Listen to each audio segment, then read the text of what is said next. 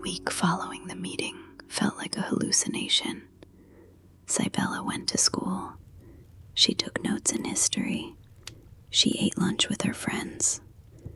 But she felt like she was moving through water, separated from everyone else by a pane of thick glass. She tried to tell herself it was a joke, a nightmare, but then she would come home and see the new security detail parked at the end of the driveway. Black SUVs with tinted windows. Travis's men. Saturday came. Ryan, her boyfriend of 6 months, picked her up in his battered Jeep. Ryan was safe. He was the quarterback.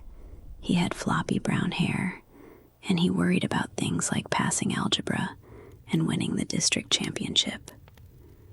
"You okay, Cy?" Ryan asked as they drove up to Lookout Mountain. "You've been weird all week." "Just family stuff," she muttered, looking out the window. "Dad's stressed." "Well, forget about him," Ryan grinned, putting a hand on her knee. "I was thinking about prom. I know it's early, but..." A horn blasted behind them. A sleek, matte black Range Rover swerved around the Jeep and slammed on its brakes, blocking the road. "What the hell?"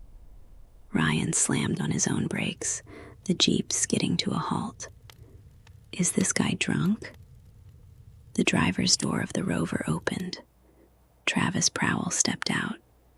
He wore a black t-shirt and dark jeans today, sunglasses shielding his eyes, muscles flexing as he slammed the door. He didn't look like a businessman now. He looked like a thug. A very expensive, very dangerous thug. Cybella's blood ran cold.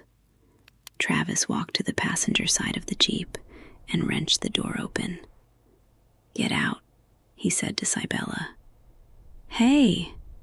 Ryan unbuckled his seatbelt, his face red. "You got a problem, man?" Travis slowly took off his sunglasses. He looked at Ryan for the first time. The look was one of absolute, crushing indifference. "The problem," Travis said softly, "is that you are touching my property." "Property?" Ryan sputtered. "She's my girlfriend." Travis leaned into the car. He didn't yell. He didn't hit him. He just smiled, and it was the most terrifying thing Cybella had ever seen. "If you ever speak to her again, Ryan, I will buy the bank that holds your parents' mortgage and foreclose on their house by noon tomorrow. Then I will ensure no college within 1,000 miles accepts your application. Do you understand?" Ryan went pale. He looked at Cybella, then back at Travis. He saw the truth in those eyes. "Cybella," Ryan stammered, I think you should go with him."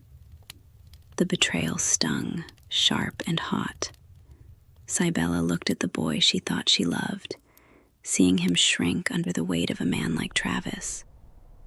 "Fine," she spat, grabbing her purse. She stepped out of the Jeep, refusing to look at either of them. Travis closed the door gently. He didn't look at Ryan again. He just gestured to the Rover. "Get in."